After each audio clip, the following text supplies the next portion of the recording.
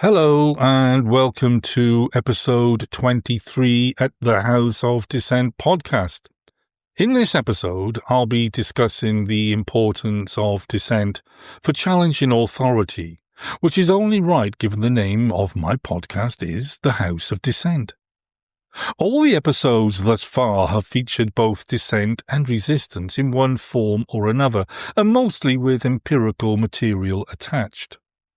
Whether it's the first 12 episodes concerning radical mass media criticism or the subsequent episodes, what they have in common is dissent and resistance towards existing power structures. The context or reason that people choose to dissent in preceding episodes is due to the prevailing neoliberal and capitalist form of development.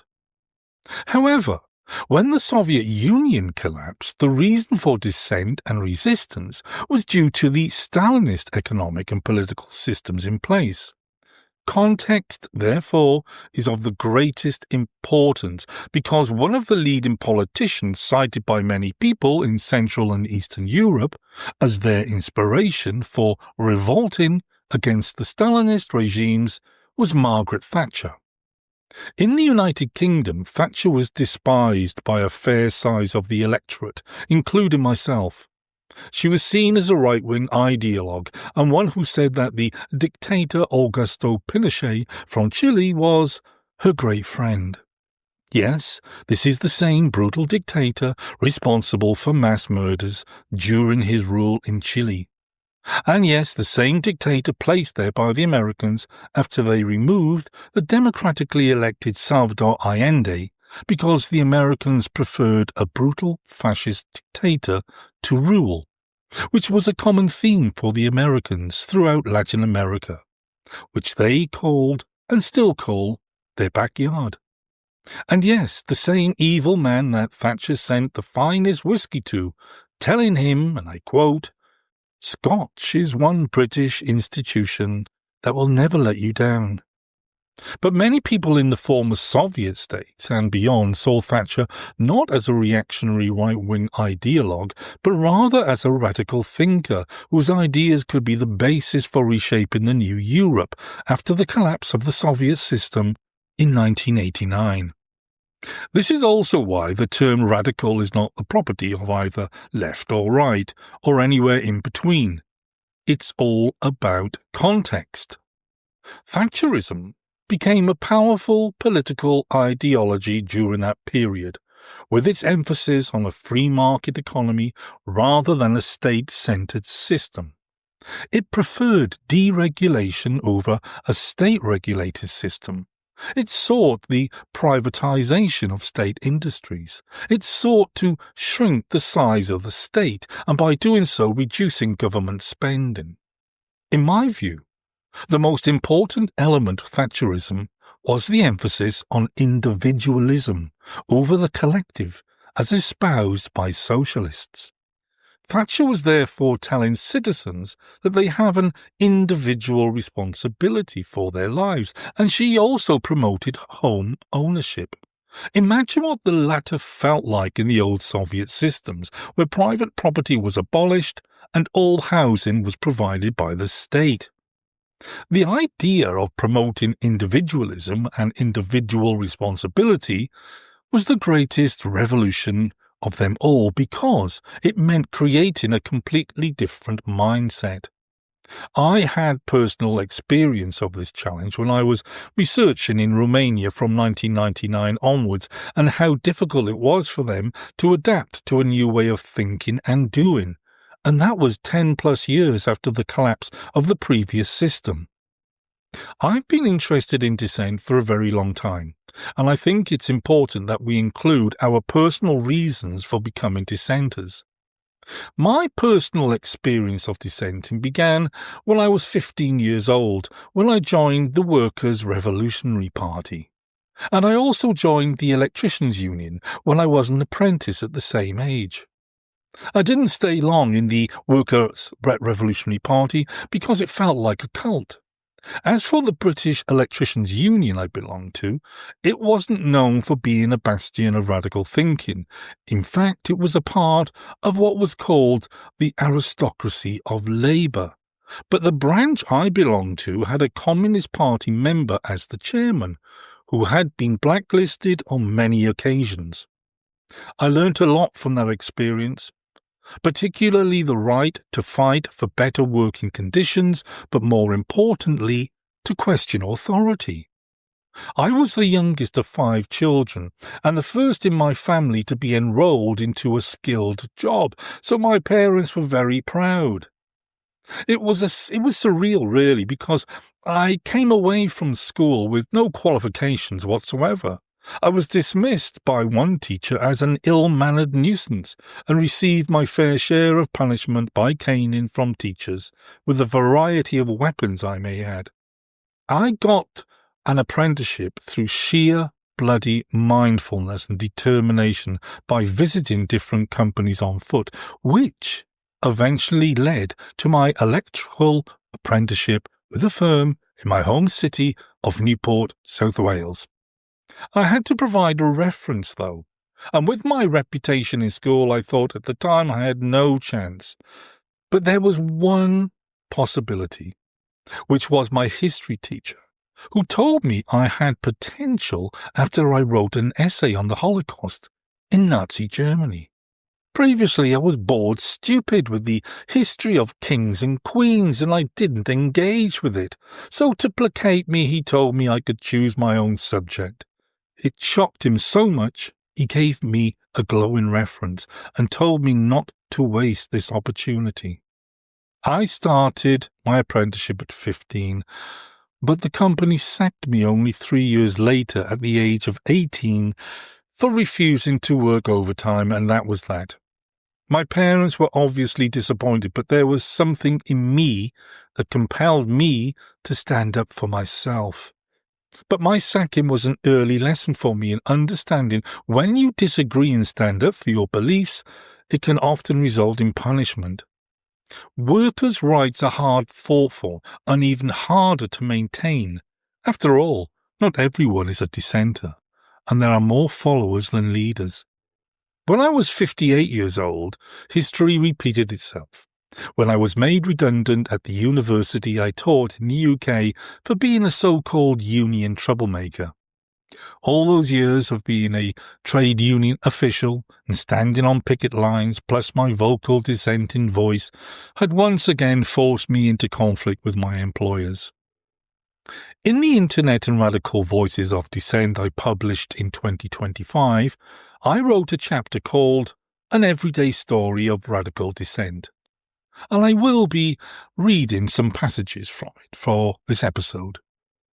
I have no idea who the first historical dissent was or how it came about and where it took place, even though William Safire claimed in his book titled The First Dissent that Job was the first to dissent when he questioned God's authority. More of that in the next episode, which focuses on the Lord Rabbi Jonathan Sacks. But one thing I do know is that it's not an inherent part of our human nature, for if it was, we would all be dissenters. Dissent comes in all shapes and sizes, and from a variety of different sources on the political and theological spectrum, and like the word radical, dissent is neither the property of the right or left, or those in the centre, or any other position we care to think of. Dissent can work at many levels, from polite disagreements over certain issues, over a few pints in the pub, to guerrilla warfare. We should not pigeonhole it only as an act of violence, but it can be violent, depending on the context.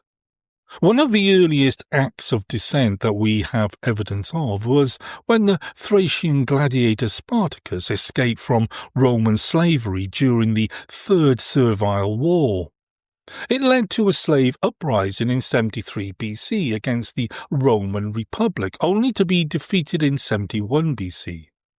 The rebels, who were captured, around 6,000 according to historical records, were crucified and displayed along the Appian Way. Obviously, Spartacus and the others who joined him escaped and fought against the Romans because of the way they were treated and their desire to be free. This reminds me of the rebellions against the Stalinist regimes in the late 1970s and 1980s. For example, in 1977, Romanian miners from the Jiu Valley rebelled against the Ceausescu regime, and in Poland the Solidarity Union did the same thing. The Romanian miners were brutally crushed by the regime. This is what dissent can lead to. Perhaps not as brutal as the punishment dished out towards the rebellious slaves during the Roman revolt, but nevertheless, it tells us of the risk dissent entails. The most known agitator of slave origins to successfully fight against slave owners is Toussaint Louverture, the architect of the Haitian Revolution between 1791 and 1804. The Trinidadian Marxist writer C.L.R. James's book, Black Jacobins, is a wonderful account of the revolt that occurred in Haiti. It's an extraordinary book, based on the idea that Toussaint represented the revolutionary ideals of the French Revolution and was a radical dissenter from Orthodox revolt in the mode of Spartacus. During the Demerara Rebellion in 1823, Jack Gladstone, a slave whose name was given to him by Sir John Gladstone, agitated for emancipation. Like other slave rebellions, this one also failed that led once again to the deaths of many slaves and their sympathizers, such as the English missionary John Smith, who died in prison of consumption. All this leads to one of the most important questions regarding dissent. Is it worth it? Jack Gladstone was exiled to St. Lucia, but he, John Smith, and the other dissenters are believed to be pivotal towards hastening the abolition of slavery, a sacrifice of great enormity. There is never an easy answer on whether to resist or not, particularly when it comes to armed struggle against the state, which is what happened in Colombia with the Revolutionary Armed Forces of Colombia, otherwise known as FARC, and the National Liberation Army, the ELN.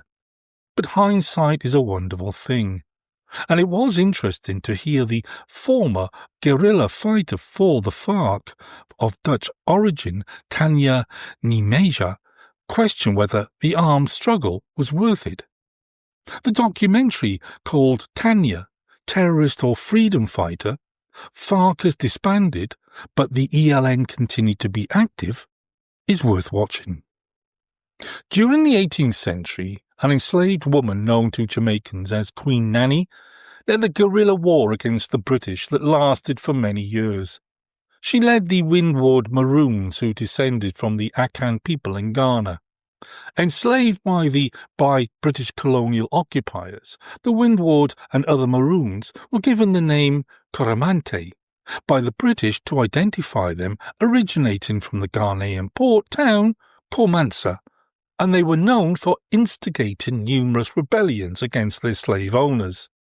The Akan people took their oral culture and traditions with them during their enslavement, and one story that was important to them and their identity related to a spider called Anansi, who was clever and could outwit its opponents easily. This story transferred into Brer Rabbit in the Americas. Regardless of which animal to use, the story empowered the Akan to resist the British, who in turn saw the Akan people as the most difficult of people to deal with. It's a parable of how dissent emerges from tradition, memory of homeland and freedom to fight against oppressive forces. Dissenters in the UK today are being criminalised for their support of Palestine action. Not quite crucifixion, but state restraint nevertheless. And this is in a country which is supposedly a bastion of freedom. The United Kingdom has a rich history and tradition of dissent, sometimes religious, sometimes secular, sometimes mild, sometimes violent. The list of dissenting voices in the UK are many and far too numerous to name here in this episode, but some worthy of mention includes the 17th century writer and dissenter John Milton.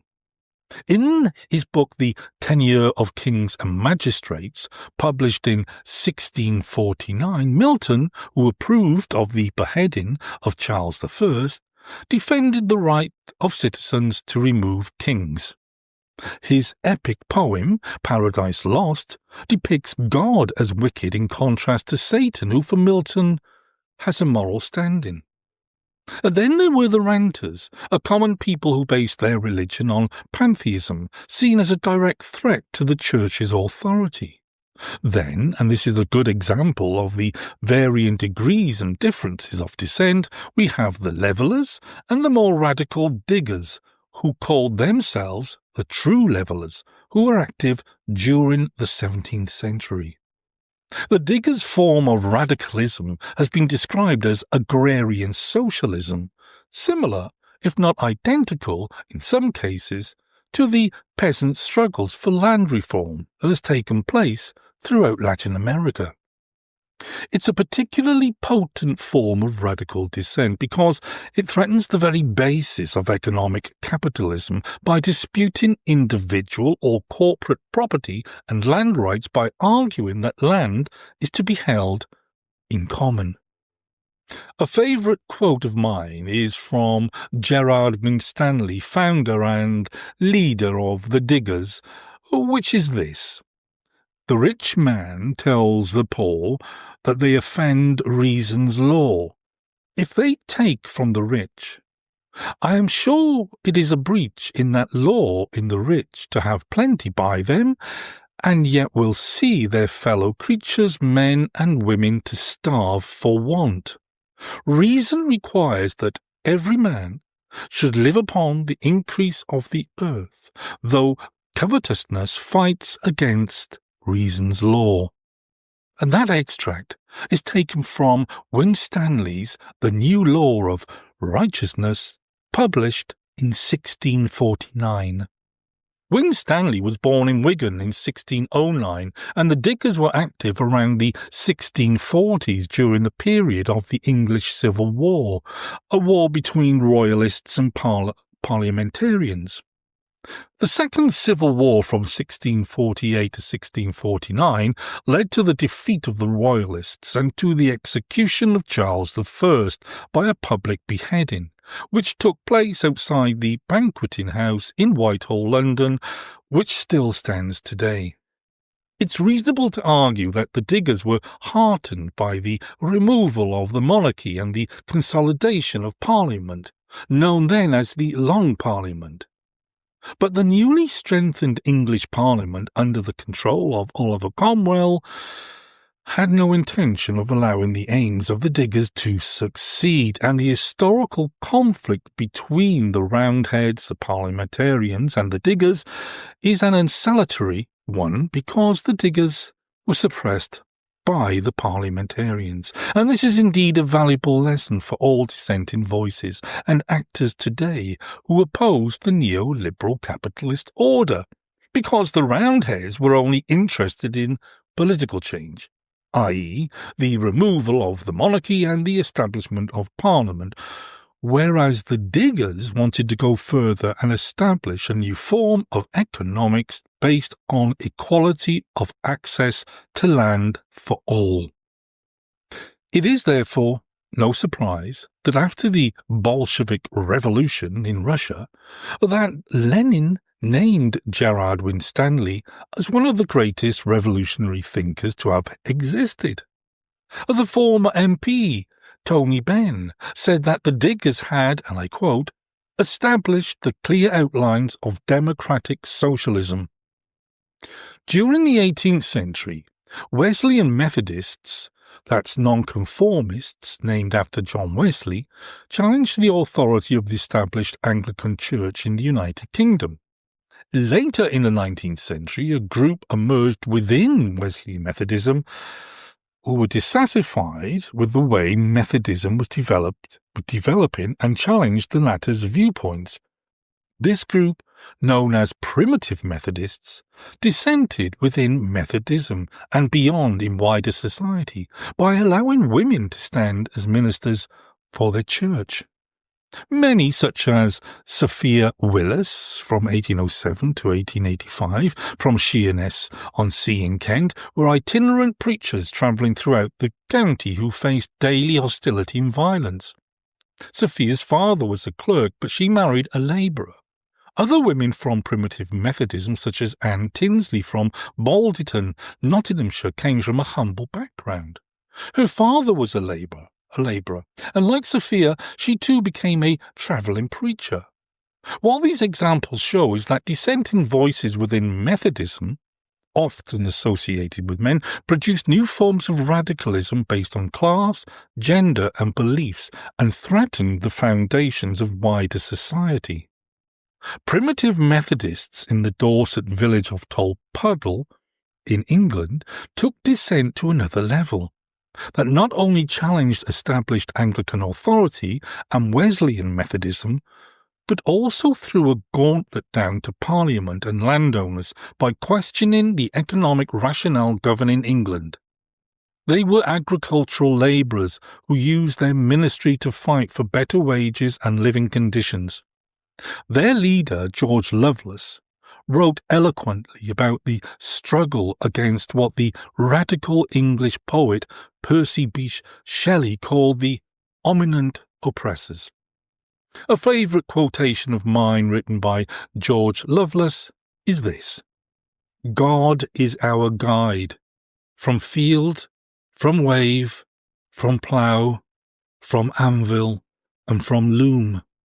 We come, our country's right to save, and speak the tyrant's faction's doom. We raise the watchword, liberty. We will be free." This quote can be found in The Victims of Whiggery, written in 1837 by George Lovelace. During this period, there were many so-called radical societies in Britain, but for the most they were absent of what George Lovelace called the labouring classes.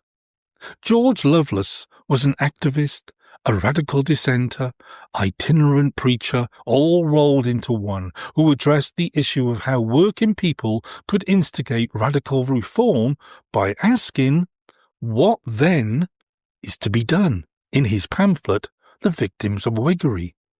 Lovelace provided this answer to his question by saying, why? The labouring classes must do it themselves. In other words, without Parliament's consent. 65 years later, the Bolshevik leader in the October Russian Revolution, Vladimir Ilyich Lenin, wrote his pamphlet called What is to be Done? A title remarkably like the one posed by George Lovelace, with the word then absent from Lenin's version. Many Methodist believers held the view that God would, in his own time, resolve the problems the labouring classes faced at the time. But George Lovelace was having none of it, arguing that God works through men and, I quote, expects every man who feels an interest in the subject to take an active part in bringing about and hastening on so an important period. George Lovelace's view of radical reform differed greatly from the radical societies, some of whom had connections with Parliament. English dissenters, such as Primitive Methodists, took their radical thinking to towns and villages as itinerant preachers, choosing to spread the word of God and social justice set against the established Anglican Church and its political supporters in authoritative positions in Parliament. One of my favourite poets is Percy Shelley, and one of my favourite poems from him is called Queen Mab, and this is a extract taken from Queen Mab, which is in part 7 of that book. And it says this: From sight and sense of the polluting woe of tyranny, had long learned to prefer hell's freedom to the servitude of heaven. Therefore I rose, and dauntlessly began my lonely and unending pilgrimage, resolved to wage unweariable war with my almighty tyrant, and to hurl defiance at his impotence to harm. Shelley wrote Queen Mab, a philosophical poem, in 1813 that served as the Bible for the Chartist movement throughout Britain.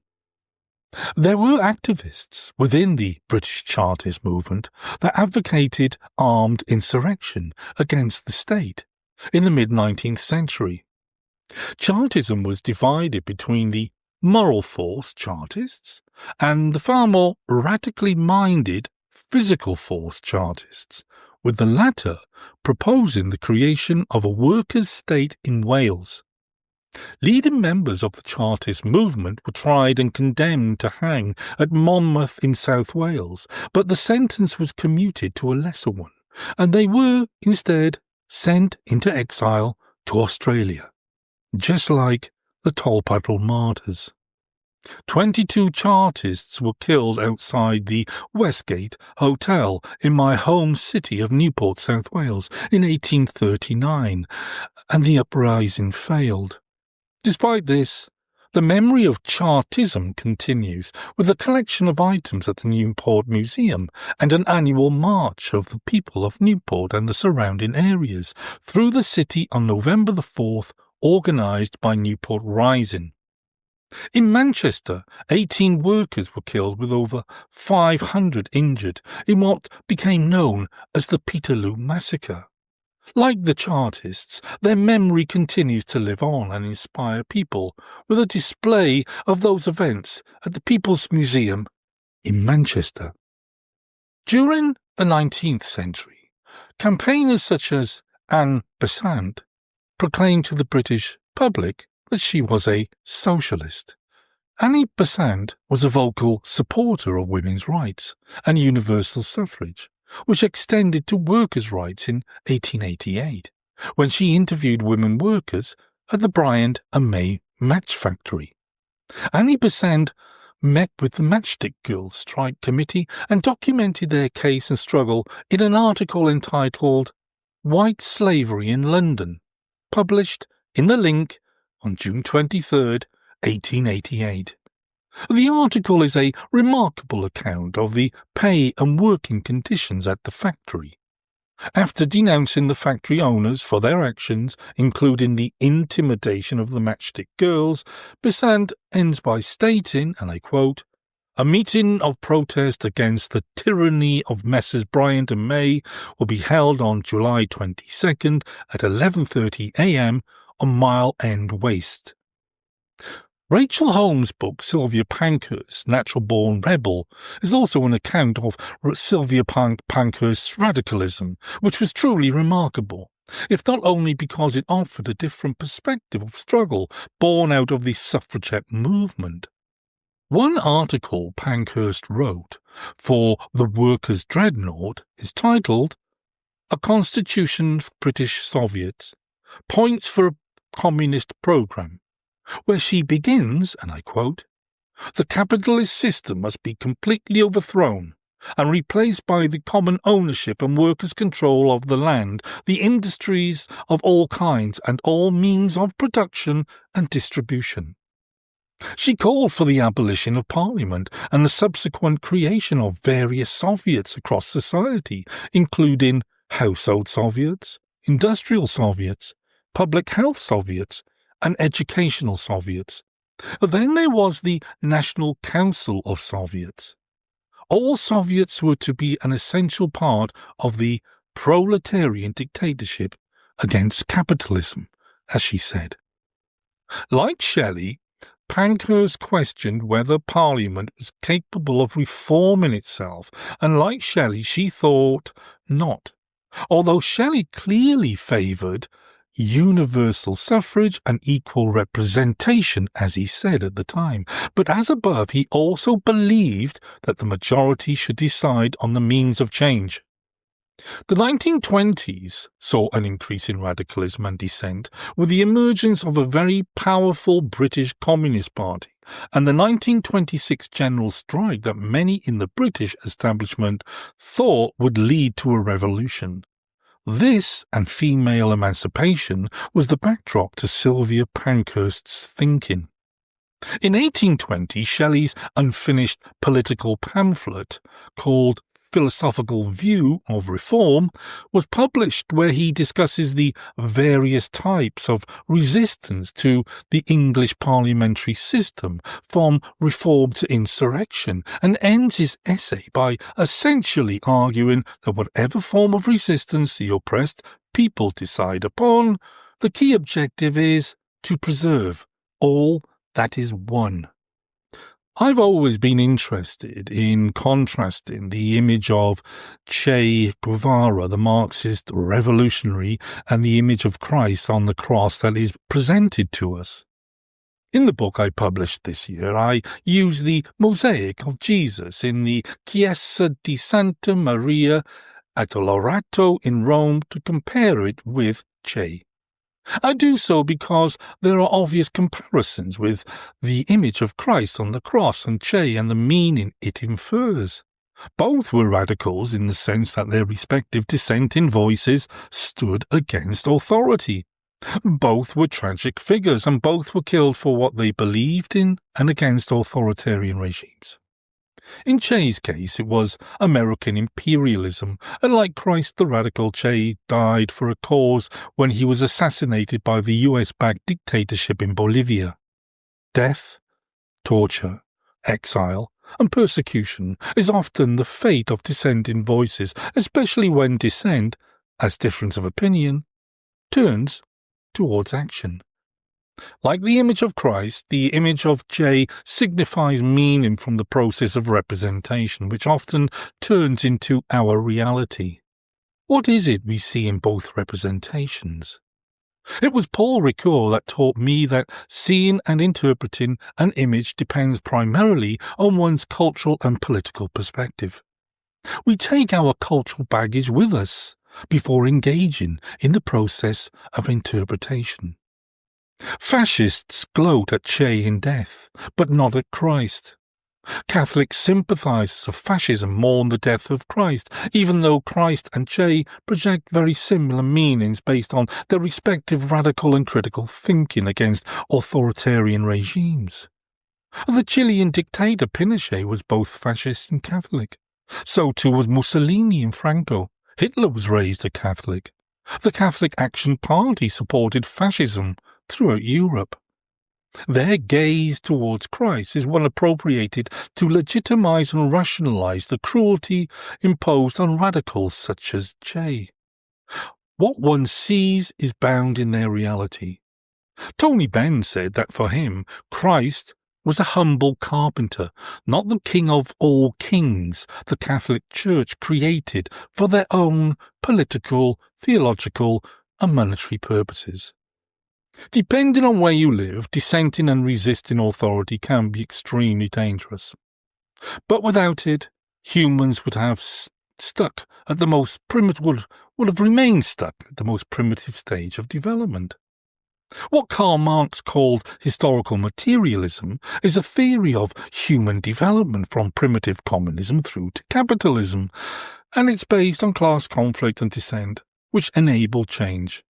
So despite authoritarian governments like China, Russia, and the United States of America, amongst others, dislike of dissent, I say this to you.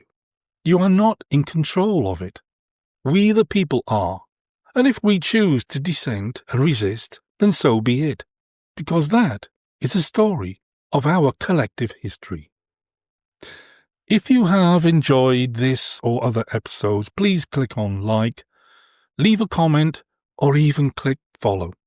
Thanks for listening, and bye for now.